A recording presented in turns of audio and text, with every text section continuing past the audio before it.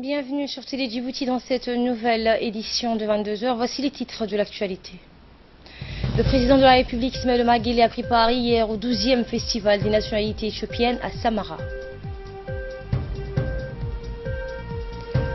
Et les États-Unis font face au Conseil de sécurité de l'ONU. Les détails dans cette édition.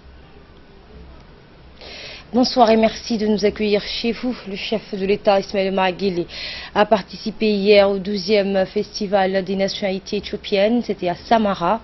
Le chef de l'État a été accueilli dès son arrivée par le ministre éthiopien des Transports, l'ambassadeur de Djibouti en Éthiopie, les sultans de Tadjoura et de Gobaad, ainsi que l'Ogas d'Edissa, ainsi que plusieurs autres personnalités de la région Afar de l'Éthiopie. Le festival des nationalités éthiopiennes est un événement politico-culturel. La nation sœur et amie d'Éthiopie organise une fois par an dans chacune de ses différentes régions administratives. Cet événement est dédié à la diversité de toutes les communautés culturelles et linguistiques de l'Éthiopie qui s'adonnent afin de créer le rapprochement entre les différents peuples au but de renforcer ce qu'elles ont important en commun, en l'occurrence la notion de cohésion nationale et de vivre ensemble. Une forte délégation comprenant notamment l'ambassadeur de Djibouti en Éthiopie, Mohamed Idriss Farah, le secrétaire général de la primature, Naguib Abdallah Mohamed, le chef de cabinet de la présidence, Mohamed Abdul Ghadir, le préfet de la région de Tadjoura, Abdul Malik Mohamed Benoïta, le ministre des biens Warf, le préfet de la région de Dikil, ainsi que des responsables issus de l'autorité coutumière des différentes régions de notre pays participent aux côtés du président de la République à ce 12e festival.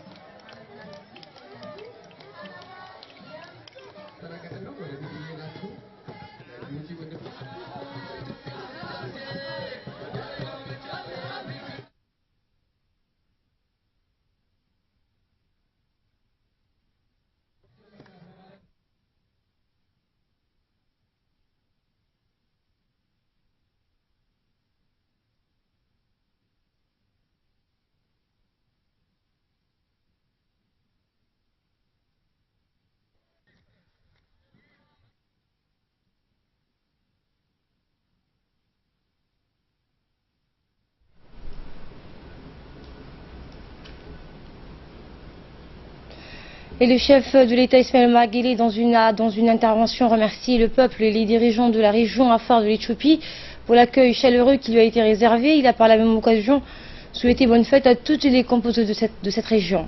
Le président Guelleh a souligné que les deux nations sont sœurs et amies. Le chef de l'État salue spécialement en langue Afar toute la communauté Afar de la région d'Éthiopie. Et le Premier ministre éthiopien Haile Mariam Desalegn a pour sa part prononcé une allocution à cette occasion. Il a remercié le président de la République Ismaël Omar Guelleh, le président soudanais Omar Hassan al-Bashir, le vice-président somalien ainsi que tous les responsables des pays amis venus participer à ce 12e festival, mais aussi à toutes celles et ceux qui ont contribué à ce que ce festival voit le jour. Également dans l'actualité, en marge de la 6e conférence islamique des ministres de la Santé à Jeddah, le ministre djiboutien de la Santé, Dr Jamal Meriaki, et sa délégation ont été reçus par le président de la Banque islamique de développement, Bandar bin Mohamed Hajar, au siège de la banque. Eh bien, au cours de cette rencontre, les discussions ont porté essentiellement sur les futurs projets de financement de la banque, dans le domaine de la santé, sur lesquels le ministre de la Santé a sollicité une accélération dans la mise en œuvre. Et après avoir souhaité la bienvenue à la délégation djiboutienne en Terre Sainte, le président de la Banque internationale de développement, Benjer Ben Mohamed, a accueilli favorablement les doléances de la partie djiboutienne qui portaient notamment sur la formation des médecins spécialistes djiboutiens et des techniciens de la santé. Appui à la lutte contre le paludisme, don de médicaments de qualité, la lutte contre les maladies transmissibles et par ailleurs, le président de la Banque islamique a donné son accord de principe sur tous les financements en rapport avec les équipements médicaux de pointe pour le futur centre dédié exclusivement à la santé mère et enfant. Pour sa part, le ministre de la Santé, Dr Jamal Meuki, a salué l'appui constant de la Banque islamique de développement à notre pays, auquel elle apporte son concours bénéfique dans les secteurs prioritaires de la santé. Et par la suite, le ministre de la Santé et sa délégation ont participé à une réunion technique avec le vice-président de la Banque islamique de développement, qui est chargé de développement donc humain et de l'analyse stratégique. Lors de cette réunion, le vice-président était accompagné de ses principaux collaborateurs, dont le chargé du portefeuille de Djibouti, pour discuter des voies et moyens de fructifier donc les acquis et de consolider les relations qui existent entre notre pays et la Banque islamique de développement. Il était question dans cette réunion donc de haut volet de faire une revue de portefeuille du Djibouti pour faire le point avec les différents projets en relation avec la santé et qui sont mis en œuvre par la Banque islamique de développement. Au terme de cette réunion, le ministre de la Santé s'est dit entièrement satisfait de la disponibilité de la Banque islamique de développement et de son attention particulière à l'égard de la République de Djibouti. Le ministre a également remercié les dirigeants de la Banque pour tous leurs efforts consentis en faveur de développement sanitaire de Djibouti. Et enfin, il a été décidé qu'une équipe de la Banque islamique effectuera bientôt une visite officielle en République de Djibouti pour finaliser les financements des projets qui sont en étude au niveau de la Banque. Également, dans l'actualité de ce 22h, le Forum africain 2017 s'est tenu donc en Égypte, à Sharm el-Sheikh, donc sous le thème de l'investissement africain. Lors de ce forum, le président Nguélé a été représenté par son ministre donc de l'Habitat, de l'Urbanisme et de l'Environnement, Moussa Mohamed Ahmed, accompagné par M. Abdi Ilmi Ashkir, secrétaire général du ministère auprès de la présidence chargée des investissements. Le forum, placé sous le haut patronage du président égyptien Abdel Fattah al-Sisi, président donc de l'Égypte, a vu la participation des chefs d'État africains de la Guinée, président en exercice de l'Union africaine, de la Côte d'Ivoire, du Rwanda et de la Somalie, ainsi que des premiers ministres, des ministres et du président de la Commission de l'Union africaine. Il est à noter que plusieurs milliers de délégués en préparent à ce forum, étalé sur 3 jours, objectif renforcer et améliorer l'intégration économique et culturelle de l'Afrique ainsi que les investissements. Ce forum se propose d'offrir aux différents participants une plateforme pour pouvoir promouvoir le commerce et l'investissement en Afrique, et ce pour accélérer la création d'emplois et une croissance plus inclusive. Le programme du Forum africain 2017 comprend une journée dédiée aux jeunes entrepreneurs pour présenter leurs activités et 2 tables rondes présidentielles où des dirigeants d'affaires ont pu discuter ouvertement de la politique avec les présidents africains présents afin de contribuer à créer un climat plus propice aux affaires. Et ainsi, ce forum a permis d'aborder les questions de la croissance inclusive et les femmes, la 4e révolution industrielle et la création des emplois, l'investissement en Afrique, la Chine-Afrique, le développement durable et le nouvel ordre mondial. Tous ces points ont été discutés lors de ce forum qui s'est tenu en Égypte. Retour à Djibouti, la Commission nationale des droits de l'homme a organisé un atelier de sensibilisation sur les droits des migrants au nouveau centre de lutte contre le trafic des migrants de l'IGAD. La séance de travail a été présidée par le président de la Commission nationale des droits de l'homme. Cet atelier a vu la participation de plusieurs responsables de l'institution, des hauts fonctionnaires de différents ministères sectoriels, des conseillers régionaux, le chargé du programme BMM de l'agence GIZ et des acteurs du tissu associatif local. Écoutons justement le président de la Commission nationale des droits de l'homme. A organisé cet atelier sur les droits des migrants. Vous savez, comme je l'ai déjà mentionné, Djibouti a toujours été un pays de destination et de transit des migrants. Depuis notre indépendance, d'ailleurs, ces flux migratoires est dû essentiellement à deux facteurs. Le premier étant que depuis notre indépendance, c'est connu, notre région est confrontée de manière récurrente à des conflits. Deuxième raison principale de cette immigration, c'est les changements climatiques. Notre pays, la région d'ailleurs, la région de la Corne d'Afrique, est soumise de manière régulière à des sécheresses. Et ces sécheresses font que beaucoup de populations perdent les moyens de subsistance et sont contraintes à migrer ailleurs. Dans le reste de l'actualité, le réseau professionnel panafricain a clôturé la première conférence internationale sur le thème de l'harmonisation du droit économique et des affaires dans l'espace COMESA. C'était jeudi au Djibouti Palace à Kepensky. D'une durée de 2 jours, ce colloque régional a rassemblé des avocats mais aussi des juristes appelés à discuter de l'évolution du processus d'intégration économique dans l'espace COMESA.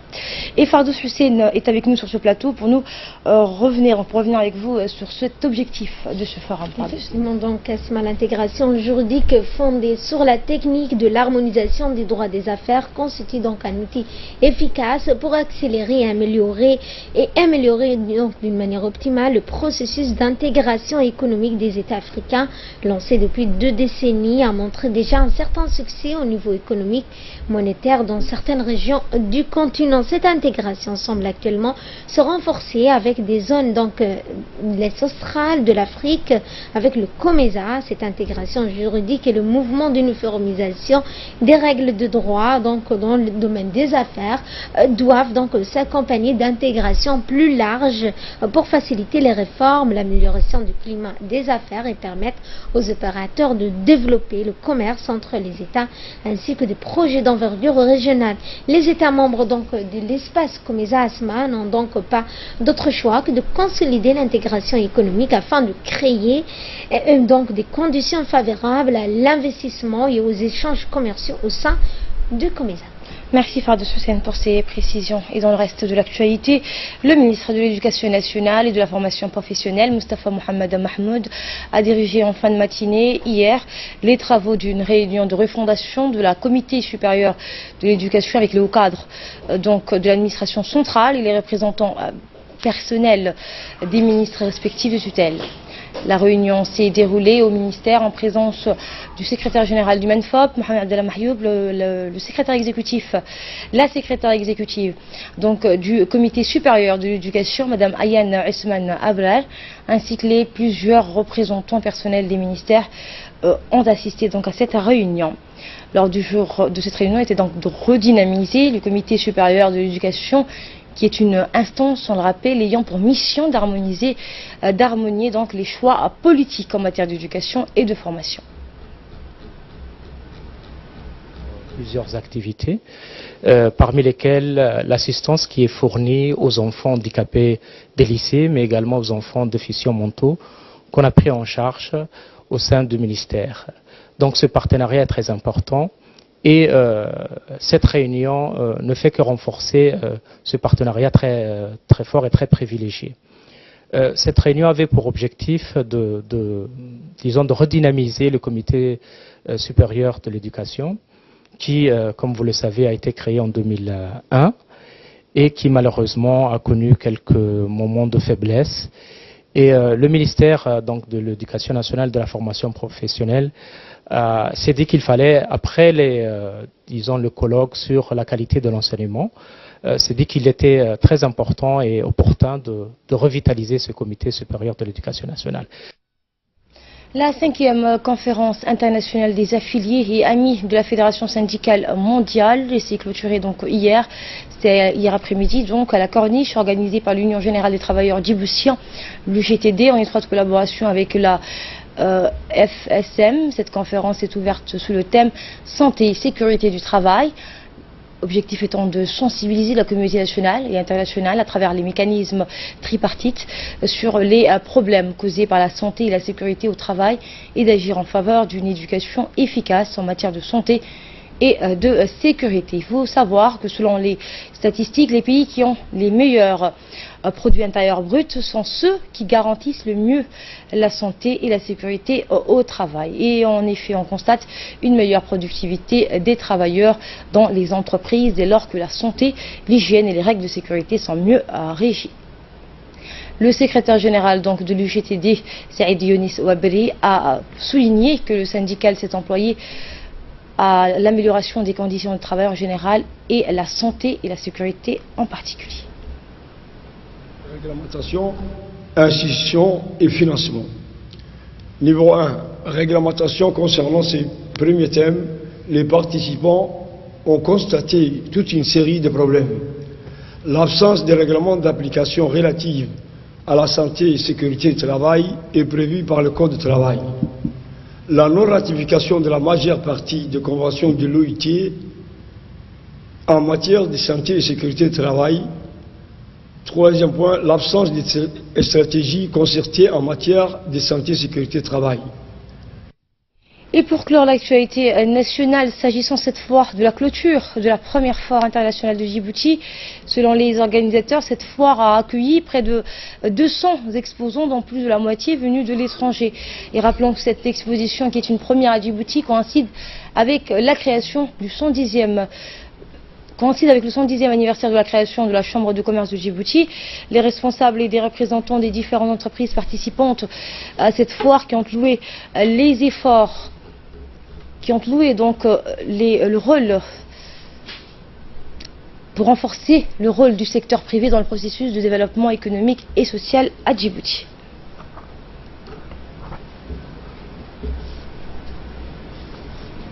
Et page nécrologie. Nous avons appris avec regret et tristesse le décès survenu hier de monsieur du feu Farah Ali Hassan. Le défunt est né à Lissabiyi en 1943. Le député Nour Ouarsame adresse ses sincères condoléances à la famille et aux proches du défunt. Que Dieu l'accueille dans son paradis éternel. Inna lillahi wa inna ilayhi raji'un. Et de là, nous passons à ce qui domine l'actualité hors de nos frontières. Les États-Unis font face au Conseil de sécurité de l'ONU. Donc, plus qu'isolés, les États-Unis étaient plus qu'isolés que jamais à l'ONU, où se tenait une réunion de crise du Conseil de sécurité. C'était donc hier, Hussein Abed. Oui, effectivement, l'ONU a pour sa part affirmé et redouté une escalade violente dans la région suite au projet de la Maison Blanche de reconnaître Jérusalem comme capitale de l'État d'Israël. Face à ce mur de réprobation, l'ambassadrice américaine à l'ONU a accusé l'ONU de maltraiter Israël et a confirmé que son pays restait engagé dans le processus de paix israélo-palestinien. Riyad Mansour, ambassadeur palestinien au statut d'observateur à l'ONU, a fustigé une décision irresponsable de la Maison-Blanche. Dans un communiqué, le président de l'autorité palestinienne, Mahmoud Abbas, a estimé que les États-Unis n'étaient plus qualifiés pour parrainer le processus de paix. Et sans transition, Hussein, c'est un jour donc de rage dans le monde musulman. C'est une décision politique qui a provoqué donc l'indignation partout dans le monde musulman et des manifestations donc ont été vues. Et c'est Donald Trump qui a attisé la colère des fidèles comme à Istanbul. Effectivement, il y a un sentiment plus que partagé par les habitants d'un camp de réfugiés qui est palestinien à Damas et en Syrie. Plusieurs milliers de personnes ont manifesté leur fureur à l'égard de la décision du président américain Donald Trump. Kaboul, la capitale de l'Afghanistan, ses choix diplomatiques ravivent les sentiments anti-américains des habitants qui ont brûlé le drapeau des États-Unis, mais aussi d'Israël. Même dans son corridor en Égypte, et pourtant le premier pays arabe et monde à savoir reconnu Israël en 1979. Aujourd'hui les Égyptiens affichent unilatéralement leur soutien à leurs voisins palestiniens. En réponse à cette reconnaissance, le grand imam de la mosquée d'Al-Azhar influente figure donc religieuse de l'islam a annulé donc une rencontre prévue fin décembre avec Mike Pence, le vice-président américain. Et tout à fait autre chose. Donc pour finir, une base tenue par des militaires tanzaniens a été attaquée dans la région nord, donc Kivu, dans l'est de la République démocratique du Congo. Effectivement, donc Yasma, donc le bilan font état des 14 morts et 2 mois donc 40 blessés parmi le casque bleu. On ne connaît donc pas le nombre de victimes parmi les assaillants. Les soldats donc de la mission des Nations Unies au Congo, de la MONUSCO, pourraient avoir été pris pour les cibles par le rebelle ougandais musulman de l'ADF et les forces démocratiques alliées. Le secrétaire général de l'ONU, donc Antonio Guterres, a condamné cette attaque en évoquant un crime de guerre et il a promis de traduire les criminels en justice. Merci Hussein Rawlet pour ces précisions. Voilà, c'était le journal de la rédaction. Merci à vous de l'avoir suivi.